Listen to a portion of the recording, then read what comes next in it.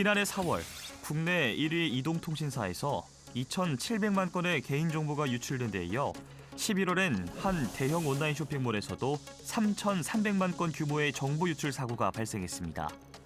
대형 이동통신사와 온라인 쇼핑몰, 카드사까지 주요 생활 플랫폼 곳곳에서 해킹 사고가 잇따르며 지난해는 전국민 개인정보 유출의 해로 불렸다 해도 과언이 아닌데요. 개인정보보호위원회에 따르면 2023년 1,000만여 건, 2024년 1,300만여 건이었던 개인정보 유출 건수가 지난해엔 6,300만 건 급증한 것으로 나타났습니다. 가족들도 걱정이 좀 많고 개인의 정보를 약간 다른 나라로 유출하거나 잘 그냥 못 믿게 된 것 같아요. 그냥. 진짜 개인정보 털린 거에 대해서 살짝 속상하고 뭐 한두 번 있는 일이 아니니까 불안한 것들이 좀 있죠. 그리고 제 개인정보는 안전할지. 이에 정부는 지난해 12월 휴대전화 개통 과정에 안면인증 제도를 도입했습니다. 명의도용과 휴대폰 불법 개통을 막기 위해 신분증 확인만 거쳤던 이전과는 달리 신분증 사진과 실시간 얼굴을 대조하는 안면인증 절차를 시범 적용하기로 한 건데요. 안면 도입 좋긴 한데 살짝 믿음이 살짝 안 가요. 개인정보가 유출되지 않는다면 그런 식으로라도 할 수 있다면 좋다고 생각하고 있어요. 네, 그거는 효과가 있을 것 같아요. 피싱 같은 게 약간 좀 많이 사라질 거라고 생각이 듭니다. 뭐 얼굴이 제일 정확한 거 아니에요? 보이스피싱 같은 것도 근절되겠죠. 그 방송 나오는 거 보고 그러니까 그거 안 쓸 수도 없는 거고.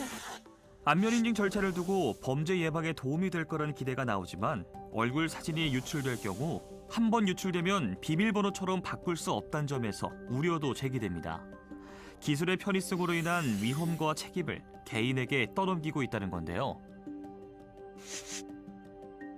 안면 정보, 안면 인식 정보라는 것은 법에서도 특별히 보호를 하고 있어요. 그래서 안면 정보와 같은 이런 생체 인식 정보들을 민감 정보라고 해가지고 기본적으로는 처리를 하지 못하도록 하고 있어요. 그 안면 인증 제도에 관한 부분에서 법령에서 허용하고 있는 규정이 없어요. 때문에 안면 인증 제도가 도입돼야 된다는 것은 사실 논리적으로 맞지 않고 오히려 침해를 침해로 해결하려고 하는 부분이 있다.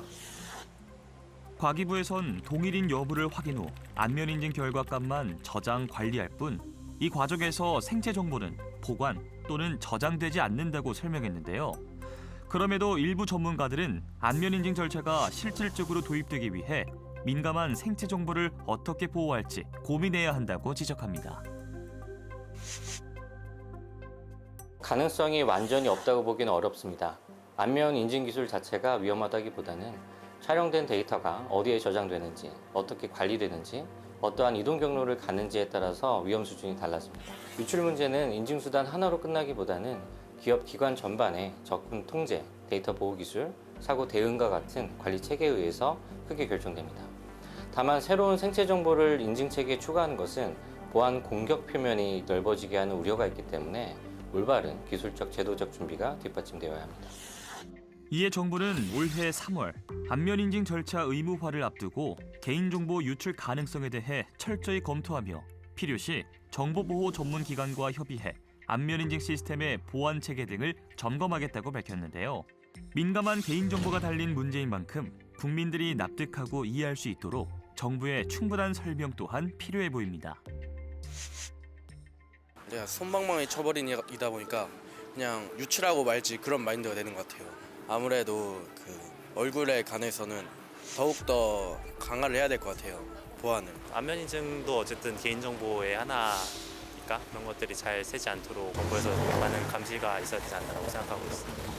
체계적으로 뭐가 어떻게 해서 이렇게 해야지 된다 이런 생각은 해보진 않았는데 이건 정부에서 무슨 조치를 해야 되지 않나 이제 그런 생각은 갖고 있죠.